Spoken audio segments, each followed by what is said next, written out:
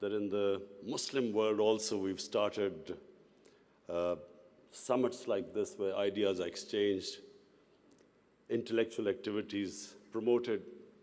So I want to congratulate you, first of all. And then, before I start my vision of governance in Pakistan, I just want to inform the audience here what was an international sportsman, a cricketer, how did he end up in politics? And then how did he become a prime minister? So I think it'll be interesting for you because then you will understand what I intend to do with Pakistan. You see, I grew up in Pakistan. I'm the first generation of Pakistanis. When Pakistan in the 60s was considered the fastest growing country in Asia. It was actually a model of development for the developing world. I just met Sheikh Mohammed today, and he again reminded me that Emirates Airline was helped by Pakistan Airlines in the 70s. So Pakistan was a country with optimism, hope. We grew rapidly. We had excellent governance system. Our bureaucracy was one of the best in Asia. And that's the Pakistan I grew up in. So then I played international cricket. When I started my international cricket, Pakistan was one of the weakest teams in world cricket. And we were emerging from colonialism. So we took great pride as our team became stronger and it competed. And by the time I left cricket, Pakistan was world champions. So I took pride, like my countrymen, as we competed internationally and we grew in confidence. But unfortunately, our country could not keep up that pace. Countries have, life of a country is in cycles. It's never in a straight line. You go up, you go down, it's course correction, countries come up, some countries don't go up. So in Pakistan's case, we were going up, and then various things happened when we started our down cycle. So when I left cricket, I started building the first cancer hospital in Pakistan. Reason was because my mother died of cancer. And it's then I realized there was no cancer hospital in the whole country. And then it occurred to me that people like me who were well off, I could afford to take my mother for treatment abroad, but what happened to the common man? Cancer is one of the most expensive treatments. So I started this movement, really. I went into the public to collect money to build this hospital. And so I'm just explaining to you how I got into politics. So one was cricket, watching our country go up as a cricketing nation, the pride that we could compete internationally and become world champions. Second was this cancer hospital. When I went to the public to collect money, I realized that our people are very generous and strong. Poorest of the poor people supported me. And I did what no one ever thought would happen is that from public, I eventually collected money and built the hospital. And not just that I built it. It's a cancer hospital where 80% of patients get free treatment.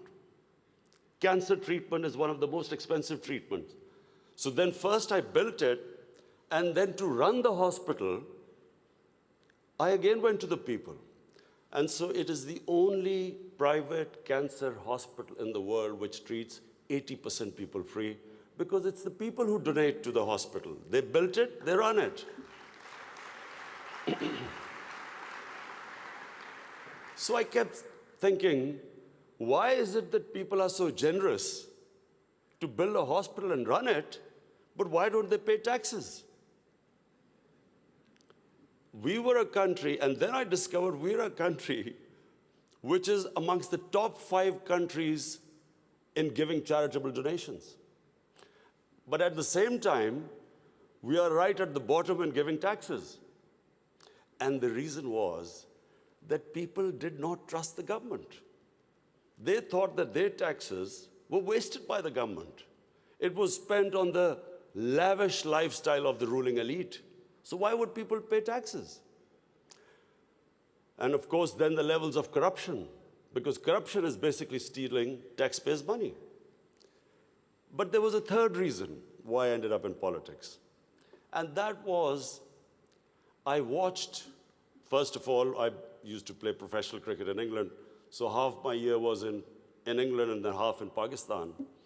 And I saw how a developed country, how the institutions worked, why they went ahead, how the governments were accountable, how there was meritocracy, and above all, how there was human development, the money spent on human beings. So I could compare what was going on in Western countries, and then I could see what was happening in our own country. But then I also saw other countries develop, and one of them was UAE. I used to play cricket in UAE from 1980 onwards, and I saw UAE kept developing. And then afterwards, we saw China develop. So the common thing in all countries that have gone ahead is governance. And governance has two aspects. One is a government has to be accountable. The more accountable a government, the more clean a government, the more successful it is. And secondly, again I repeat, is meritocracy. The better the system of getting the best talent to the top, the better the country. Let me just give you a sporting example. Australia is the most successful cricketing country in cricket history of over 200 years, because Australia has the best system of bringing its talent up. Pakistan, in my opinion, and I'm not prejudiced, I understand cricket better than probably everyone in this hall. Pakistan has the greatest talent. Of all the countries I've played, I've never seen as much talent as in Pakistan. But we do not have a system of bringing that talent up. So what's the point of having great talent if you do not have a system of meritocracy which brings the talent up? And that's in every field. In the 60s, the reason Pakistan went up, because our civil service exam was the toughest. It was the most, all the young people wanted to go into Pakistan's civil service. It was the toughest exam. We had the best talent that came up. And in 60s, the reason we progressed, one of the main reasons, was a civil service of very high quality. And gradually, as our system of merit went down, so did the country. So I wanted Pakistan to go up. And as I said, I saw UAE going up. The way each year you came, it changed. It got better and better. And similarly, and of course the greatest example is China. For me, the thing about China, which is just remarkable, no nation in the history of mankind has done what China has achieved. In 30 years, they have brought 700 million people out of poverty.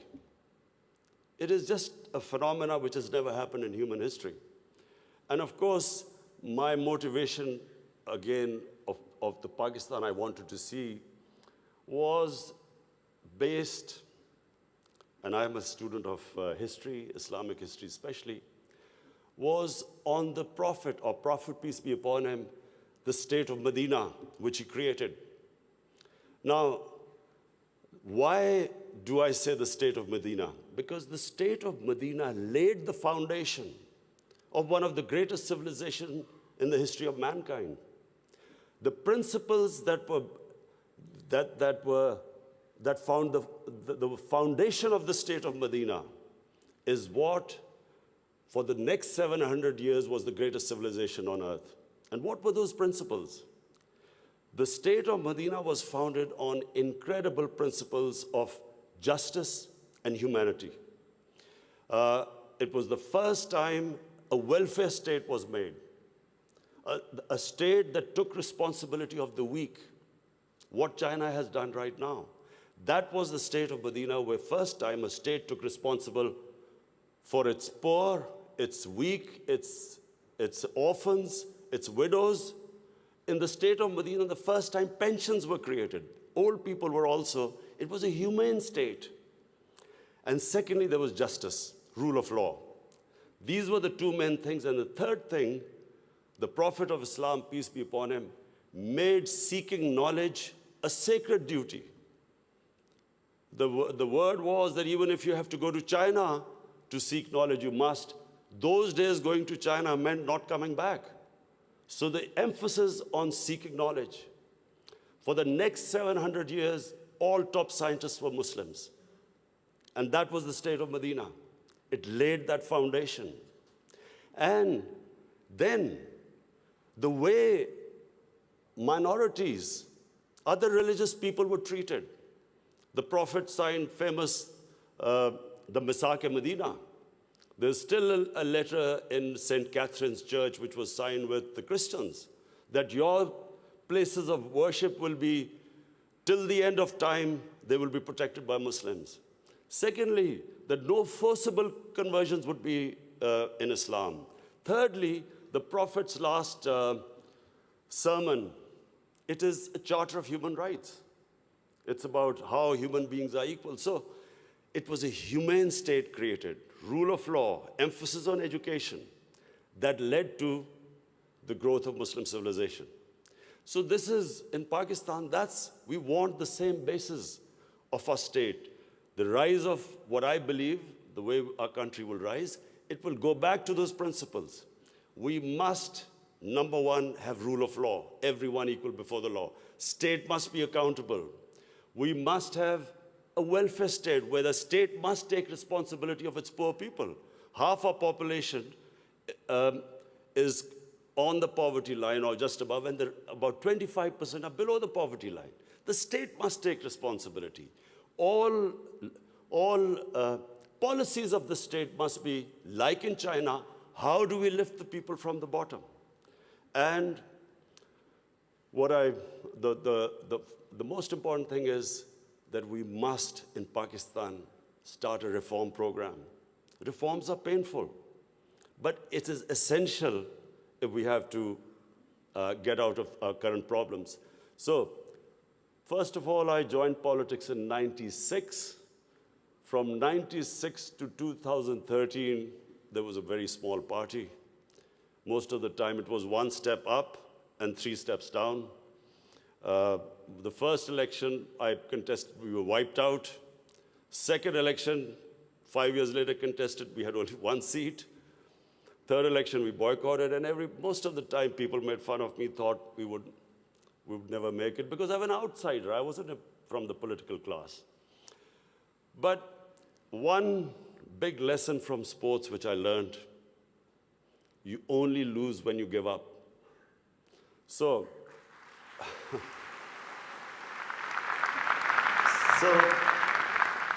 kept learning from my mistakes, kept getting up, falling, getting stronger. Eventually, we formed government in one of the 4 provinces in 2013, and it was the KP province, which was devastated by war on terror. It was on the border of Afghanistan, the tribal areas.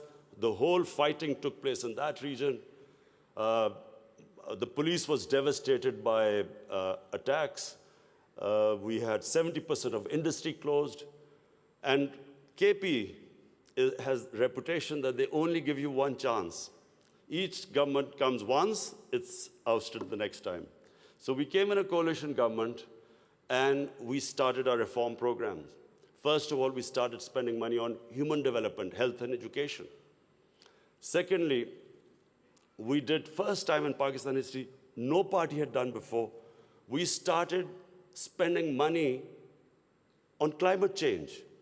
Pakistan is about 8th in the countries that are most vulnerable to climate change. So we took this ambitious mission of planting 1 billion trees in 5 years. And then we reformed the police, depoliticized our police, depoliticized our bureaucracy, and then started tourism. Because KP has a lot of tourist sites. It has was the center of Buddhist civilization, so religious tourism, but we have the best mountain scenery there. So anyway, by the end of 5 years, we had half poverty in those 5 years. The poverty had gone half. And a province which never gave you a second chance, we came back with 2/3 majority in 2018. Not only did we win there, then we formed government in the last election. We got 17 million votes, which is the highest ever won by a party. And so now we have our reform agenda. And as I repeat, reforms are painful. You know, when you take reforms, when you make reforms, people suffer. They go through a difficult times. It's like a surgery.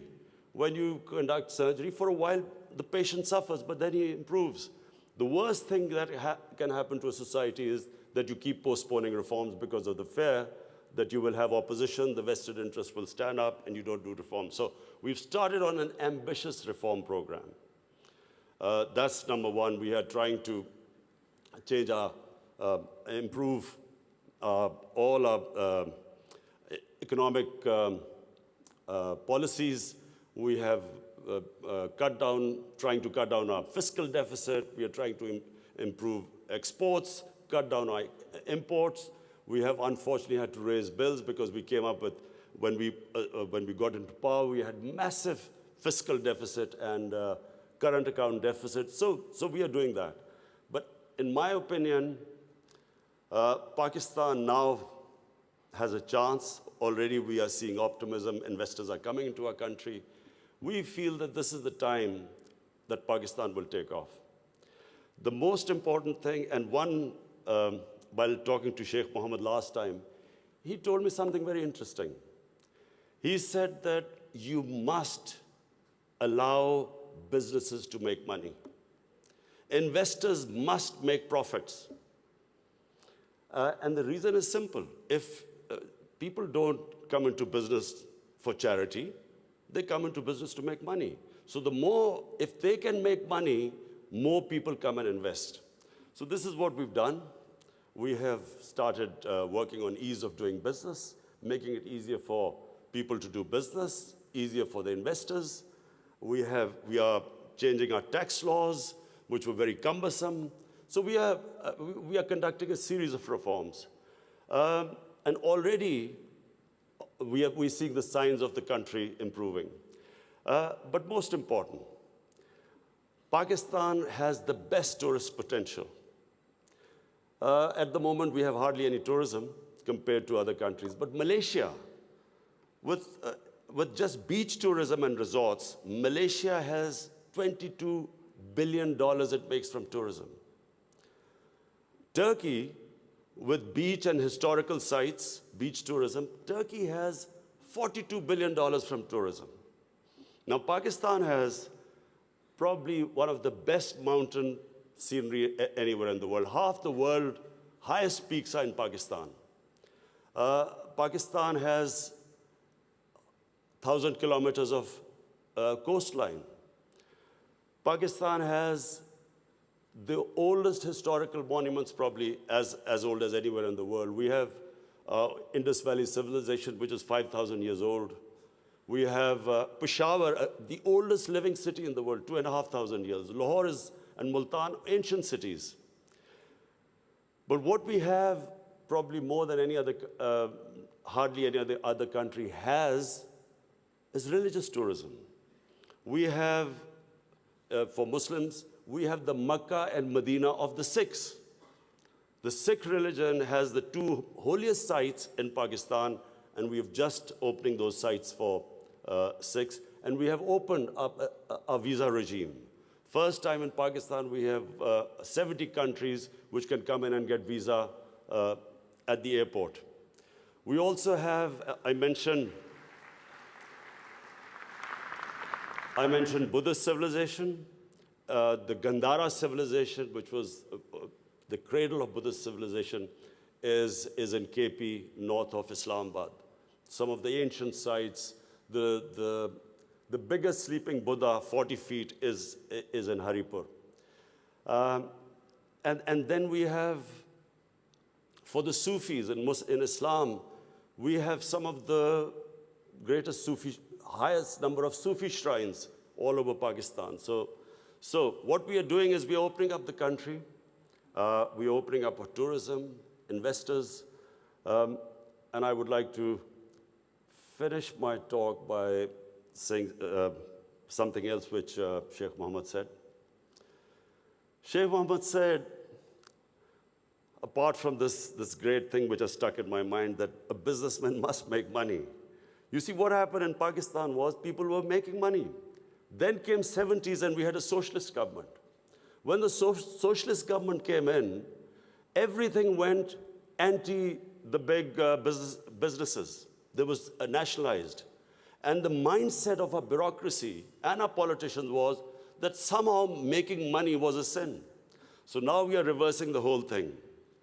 We are now asking businesses that, look, we will help you in making money, because the more money they make, the more investment will come. But the only thing is, the money, as we create wealth, that wealth will be used to lift people out of poverty. So we want an equitable growth. We don't want the rich to get richer and the poor to get poorer. I am really against this neoliberal economics where you have 62 people owning as much wealth as 3 billion people on this earth. I think that the distribution of growth should be equitable. But the last thing I wanted to say about what Sheikh Mohammed, I still remember. It's very important that to take risks in life. Sheikh Mohammed said that when 9/11 took place, he immediately called up Sheikh Ahmed in Emirates Airline and said, buy aircrafts and engines of aircraft, because everything went down. Prices of planes went down. People were not flying as much. This is the key. In my opinion, this is the difference between very successful people and people who don't take risks. I have played 20 years of international cricket. I saw a lot of players with a lot of talent, but they never made it big because they were scared of losing. They would not take risks. Players with less talent, but that ability to take risks, chances, they also had bad times. But eventually, the ones who took more chances and risks were the ones who made it big. This is the time, my last word is to the investors. This is the time to come to Pakistan when it is just going on the upswing. This is the time to invest in the country. And don't miss the boat. Thank you.